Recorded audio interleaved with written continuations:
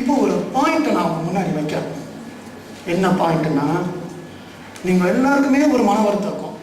தமிழ் மீது இளைஞர்களுக்கு, மாடர்ன் யூத்துக்கு, இளைஞர்கள் என்று நான் சொல்லும் பொழுது தமிழ் பிஏ எம்ஏ படிக்கிறவங்க இல்லை, வெளியில் இருக்கிறவங்க பிஎஸ்சி படிக்கிறவங்க, பிஎஸ்சி மேக்ஸ் படிக்கிறவங்க, எங்களை மாதிரி எம்பிபிஎஸ் படிக்கிறவங்க, இன்ஜினியரிங் படிக்கிறவங்க, ஆர்ட்ஸ் காலேஜ் மற்ற ஃபீல்டில் இருக்கிறவங்களுக்கு தமிழ் மீது என்ன ஈடுபாடு உள்ளது, என்ன ரெஸ்பெக்ட் இருக்குது, அவன் எவ்வளவு சீரியஸாக நம்மளை எடுத்துக்கொள்கிறான். இன்னும் தெளிவாக சொல்ல வேண்டும் என்றால், what is the relevance for classical literature 100 years from this day? இந்த கேள்வியை தான் நான் இப்போ எல்லா தமிழறிஞர்களையும் கேட்குறேன். கடுமையான ஒரு கேள்வி, முகத்தின் முன் கேட்கிறேன். இன்னில இருந்து 100 வருடங்களுக்கு பிறகு சங்க இலக்கியங்களுக்கு நம்முடைய சமூகத்தில் என்ன எதிர்பார்ப்பு இருக்கும், என்ன நிலை இருக்கும்? நீங்க சொல்லலாம், நாங்கள் நிச்சயமாக எங்கள் உயிரையும் கொடுப்போம். நீங்க உயிரையும் கொடுப்பீர்கள். வெளியில் இருக்கிறவன் என்ன நினைக்கிறான்?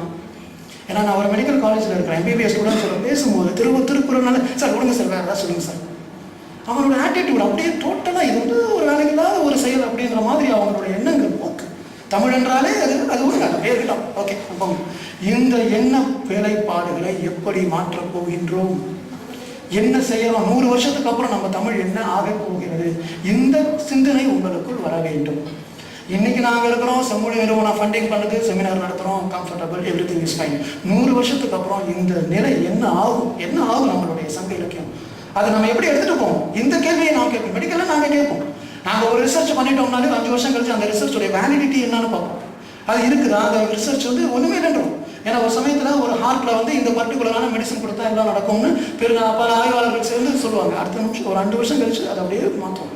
ஸோ இந்த மாதிரியான ஒரு சிந்தனை போக்கு நமக்கு ஏற்படும். நெக்ஸ்ட், நேச்சுரல் செலெக்ஷனுடைய ஒரு கோட்பாடை நான் உங்களுக்கு சொல்கிறேன். மொழி, தெய்வம், கடவுள், இப்படி நிறைய பேர் நம்ம ஏற்றுக்கொள்கிறோம். ஆனால் மொழி என்றால் எப்படி உருவாகியது என்பதை நாம் ஒரு நிமிஷம் பார்த்துடணும். ஏனென்றால் மொழி என்பது ஒரு ஆயுதம். எனக்கு என் பிரெயினில் இருக்கக்கூடிய சிந்தனையை உங்ககிட்ட நான் சொல்லணும்னா நான் தமிழில் பேச வேண்டும். எனக்கு அது ஒரு டூல். இதே நான் சைனாவில் இருக்கிற ஒரு குரூப்பில் போய் பேசுகிறேன்னா சைனீஸ் லாங்குவேஜில் தான் நான் பேசி ஆக வேண்டும். அங்கே அதுதான் டூல். இதுதான் என் தாய்மொழி தமிழ், நான் தமிழில் தான் பேசுவேன்னு சொன்னால் சைனீஸ்காரனுக்கு ஒன்றுமே புரியாது, போங்க சார் அப்படின்றோம். ஸோ மொழி என்பது என்னுடைய சிந்தனைகளை உங்களோடு எடுத்து சொல்ல வேண்டிய ஒரு ஆயுதம். ஒரு ஆயுதம் என்றால் ஒரு பயன்பாடு இருந்தால்தான் அது ஆயுதம். பயன்பாடு இல்லாத பொழுது அந்த ஆயுதத்தை தரையில் வைத்துவிட்டு பயன் தரக்கூடிய ஆயுதத்தை ஒருவன் கையில் எடுப்பதை நம்மால் எப்படி தடுக்க முடியும்?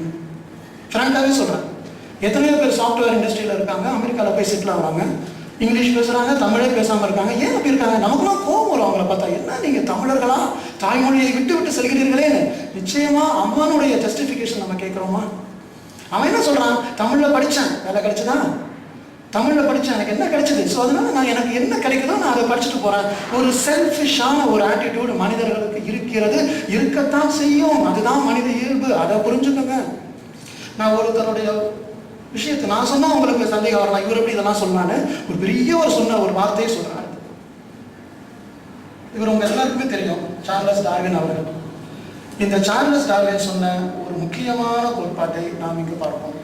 அவர் என்ன சொன்னார்னா, அனைத்து உயிரினங்களுக்கும் இடையில் ஒரு போட்டி இருக்கு, சர்வைவல் ஆஃப் த ஃபிட்டஸ்ட், அந்த எவல்யூஷன் தியரி, அதெல்லாம் நமக்கு நல்லா தெரியும். எல்லா உயிரினங்களும் ஒன்றோடு ஒன்று போட்டி கொண்டு இருக்கின்றன. சிறப்பான உயிரினம் அடுத்த ஸ்டேஜுக்கு போகும், சிறப்பில்லாத உயிரினம் அழிந்து விடும். ஸோ அவர் ஒரு ஃபார்முலா சொல்றாரு. என்ன ஃபார்முலால இந்த உயிரினங்கள் தப்பிச்சு வருது அப்படின்னு. The formation of different languages and distinct species and the proof that both have developed through a gradual process are curiously parallel. A struggle for life is constantly going on among the words and grammar forms in each language. The better, the shorter, the easier forms are constantly gaining the upper hand. The survival and preservation of the certain favored words in the struggle for existence is natural selection. என்ன சொன்னாருங்கிறத நான் தெளிவாக explain பண்ணுறேன். எல்லா உயிரினங்களுக்கும் இடையில் ஒரு போட்டி நடக்கிறது. அந்த போட்டி, அதாவது ஒரு சிங்கத்துக்கும் புலிக்கும் நடுவில், ஒரு மானுக்கும் ஒரு எல்லா அனிமல்ஸ் நடுவே ஒரு ஒரு ஒரு கான்ஸ்டன்டான வார் நடந்து கொண்டே தான் இருக்கும். அதில் வந்து எதெல்லாம் பெட்டராக இருக்கோ, ஷார்ட்டராக இருக்கோ, ஈஸியாக, பெட்டர்னா சிறந்தது, ஷார்ட்டர்னா சிறியது, ஈஸியாக, பொதுவாக எல்லாருக்கும் ஈஸியாக பண்ணக்கூடியது மட்டும் சர்வைவ் ஆகி அடுத்த ஸ்டேஜுக்கு போகும். ரொம்ப ரொம்ப கடினமானது, பெட்டராக இல்லாதது, பயன் இல்லாதது அழிந்து போகும். இதுதான் அவருடைய ஐடியா. இன்னைக்கு நம்ம படிக்கிறோம் இந்தியாவில் பல 850 லாங்குவேஜ் நாங்கள் ஸ்கூலில் படித்தப்போ சொன்னாங்க. அதில் ஒவ்வொரு மாதமும் ஒவ்வொரு லாங்குவேஜ் அழியுதுன்றாங்க. ஏன் அழியுது? ஏன்னா அதுக்கான அந்த ஒரு பெட்டர், ஈஸியர், ஷார்ட்டர் அந்த ஃபார்மேட் இல்லாததால். ஸோ இவர் சொல்லிட்டு ஒரு வார்த்தையை சொல்றாரு, இந்த போராட்டம் உயிரினங்களுக்கு மட்டும் இல்லை, மொழிகளுக்கு இடையிலும் இருக்கு. மொழிகளுக்கு இடையில் மட்டுமல்ல, மொழிகளுடைய வார்த்தைகளுக்கு இடையிலும் இருக்கு. இதை நீங்க அவ்வளவு பேரும் 100% உங்களுடைய பிரெயினை ஃபோக்கஸ் பண்ணி பார்க்க வேண்டிய ஒரு விஷயம். மொழிகளுக்கு இடையில் ஒரு போராட்டம் நடக்கிறது. அப்ப நாம நம்ம மொழியை சிறப்பானதாக ஆக்க வேண்டும் என்றால் அதை என்ன செய்யணும்? பெட்டரா ஆக்கணும், ஷார்ட்டரா ஆக்கணும், ஈஸியரா ஆக்கணும். இதுதான் இதைத்தான் வேற ஒரு ஃபார்மேட்ல தமிழ் மொழியுடைய எழுத்துக்களை மாற்ற வேண்டும் ஒரு பெரிய குரூப் வந்துகிட்டு இருக்கு. அப்படி எனக்கு தமிழ் இலக்கியம் +2 மேலே நான் படிக்கிறதுனால நான் அதை பற்றி எதுவும் சொல்ல முடியாது. ஸோ இந்த மாதிரியான அந்த ஒரு போராட்ட உணர்வு அனைத்து மொழிகளுக்கும் இடையில் இருக்கு, மொழியில் இருக்கக்கூடிய வார்த்தைகளுக்கு இடையிலும் இருக்கு. அப்படின்றத பொழுது எங்களுடைய பார்வையில் எங்களை ரொம்ப ரொம்ப ரொம்ப ஆச்சரியப்படுத்தியது திருக்குறள். ஏன் இந்த மனுஷன் 2000 வருஷம் முன்னாடி இப்படி ஒரு புக்கை எழுதியிருப்பாரு அப்படின்னு நான் பார்த்து நிறைய வாட்டி யோசிச்சிருப்பேன். திருக்குறள்னு சொல்றாங்களே, திராவிடர்களுடைய அடையாளம்னு சொல்லக்கூடிய அளவுக்கு மிகப்பெரிய ஒரு நூலை ஏன்னா ஒரு 1.25 லைன்ல எழுதினார் அப்படின்ற பொழுது நாங்கள் எங்களுடைய அந்த லேர்னிங் ப்ராசஸ் பற்றி பிரெயின் நாங்கள் படிக்கிறப்போ வந்துட்டே இருக்கு. இந்த மாடர்ன் ஹியூமன் ரேஸ் உடைய அந்த ஃபர்ஸ்ட்ல இருந்து நம்ம எப்படி எழுதினார்கள் என்ற மனித இனம் ஃபர்ஸ்ட் எப்படி எழுதினாங்கன்னா, ஒரு சுவர் இருக்கும், அந்த சுவரில் ஒரு பெரிய ஒரு ப்ரஷ் மாதிரி ஒன்றை வச்சு அவங்களுடைய முழு கையால் அவங்க எழுதினாங்க. அதுக்கு பிறகு கொஞ்சம் கொஞ்சமாக கையால் இந்த 2 விரலில் எழுதினாங்க. அதுக்கப்புறம் கொஞ்சம் கொஞ்சமாக மாறி இப்போ இந்த விரலில் எழுதிட்டு இருக்கோம் செல்ஃபோனில். ஸோ நம்மளுடைய கைகள் மாறிக்கொண்டே இருக்கிறது.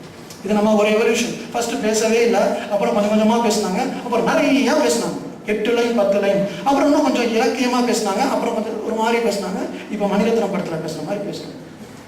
போ அப்படி இவ்வளோதான் நம்மளுடைய செல்ஃபோனில் மெசேஜ்லாம் சின்னதாக வருது. அப்படி பார்க்கும் பொழுது செல்ஃபோனில் அனுப்பப்படுகின்ற ஒரு சங்க இலக்கியம் திருக்குறள். நான் எஸ்எம்எஸ் பண்ணுவேன் அவங்களுக்கு ஒரு திருக்குறள். இப்போ செல்போன் 2000 வருஷத்துக்கு அப்புறம் வரக்கூடிய செல்போன்ல ஒரு திருக்குறள் அனுப்ப முடியும் என்றால் இந்த அளவுக்கு ஒரு டெக்னாலஜிக்கலான ஒரு ப்ரீ சைட்டை திருவள்ளுவர் வைத்திருக்கிறார். ஸோ இன்னொரு விஷயத்தையும் நான் திருக்குறளில் பார்க்கும் பொழுது பல அந்த 1.25 லைன்ல இருந்து அதில் ஒரு பெரிய விஷயம் இருக்குங்க. ஏன்னா நாங்கள் படிக்கும் பொழுது அந்த ஒரு மனிதர்களுடைய படிக்கும் திறன் அப்படின்ற மாதிரி வரும்பொழுது மாடர்ன் மனிதர்கள் எப்படி படிக்கிறாங்க, அவங்க அனலைஸ் பண்ணுறப்போ ஒருத்தங்க ஒரு பேப்பர் எடுத்தாங்கன்னா இப்படிதான் படிக்கிறாங்க. இன்னைக்கு படிக்கும் பழக்கம் இவ்வளவு ஃபாஸ்ட் ஆயிடுச்சு பொதுவாக சொல்கிறாங்க. அப்படி படிக்கும்போது ஒரு லைன் படிக்கிறாங்க, ஒரு லைன்ல அடுத்த ஒரு வார்த்தை 2 வார்த்தைக்கு மேலே படிக்கிறதுல அடுத்த லைன் போயிடலாம். இதான் ஃபாஸ்ட் மாடர்ன் வேர்ல்டு ட்ரெண்ட். இந்த ட்ரெண்டில் தப்பிச்சு வரக்கூடிய நூல் திருக்குறள் மட்டும்தான். 2-3 லைன் இருக்கிறதுலாம் கொஞ்சம் படித்தேன் சார், ஆனால் ஃபுல்லாக படிக்கிறாங்க, அப்புறம் படித்து சொல்கிறாமா திருக்குறளை நீங்கள் கொடுத்தீர்கள் என்றால் படிச்சேன் சார். 2000 இன்னொரு 50 வருஷம் கழிச்சு எவ்வளோ ஃபாஸ்ட்டாக போனாலும் திருக்குறளை படிக்க முடியும். அந்த அளவுக்கு ஒரு பியூட்டிஃபுல்லான விஷயம், அந்த ஈஸியர், ஷார்ட்டர், அந்த ட்ரெண்டை அவர் வைத்திருக்கிறார். இப்போ ஒரு ஸ்லைடை பார்த்துட்டு பின்னாடி இந்த ஸ்லைடுக்கு வருவோம். சயின்டிஃபிக் தமிழ், அறிவியல் தமிழ். இப்போ நாங்கள்லாம் அறிவியல் தமிழ்னு புஷ் பண்ணிக்கிட்டு இருக்கோம். ஆனால் எங்களுக்கு எந்த வகையான ஒரு பெரிய ஒரு அச்சீவ்மெண்ட்டும் ஏற்படுறதில்லை. இந்த ஒரு 2 மாதத்தில் நான் பேசக்கூடிய 4வது நிகழ்வு இது. காகிதமில்லத்து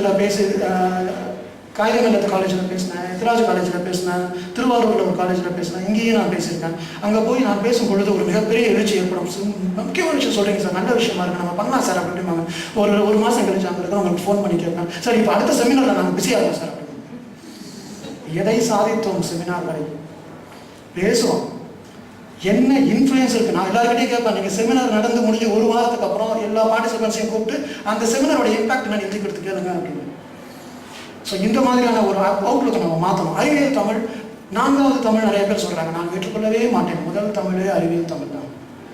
1, 2, 3 நாளுக்கு வந்தது. ஸோ முதல் தமிழ் அறிவியல் தமிழ். ஸோ இந்த பாயிண்ட் கேட்கலாம். இந்த கொஸ்டின் நான் முன்னாடி அவங்ககிட்ட கேட்டுட்டேன். Next, what is the relevance of classical Tamil for the modern நான்-தமிழ் major youth? இந்த கேள்விக்கான பதிலை நோக்கித்தான் நாம் போகிறோம். அடுத்த ஸ்லைடு. தமிழ் மிக பழமை வாய்ந்த மொழி, பரிணாம வளர்ச்சியின் தாக்கம். இந்த லைனில் அர்த்தம் என்ன தெரியுமா?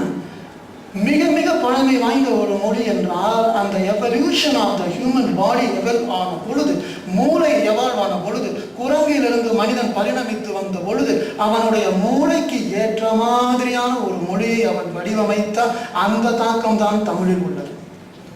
Tamil is reflection of the human evolution. அவ்வளவு முக்கியம். தமிழ் ஆய்வு என்பது ஒரு மொழி ஆய்வு மட்டுமல்ல, அது மனிதர்களுடைய ஆய்வு, மனித இனத்தின் ஆய்வு. அடுத்தது ஆழமான கருத்துக்கள் சங்க இலக்கியங்கள் உள்ள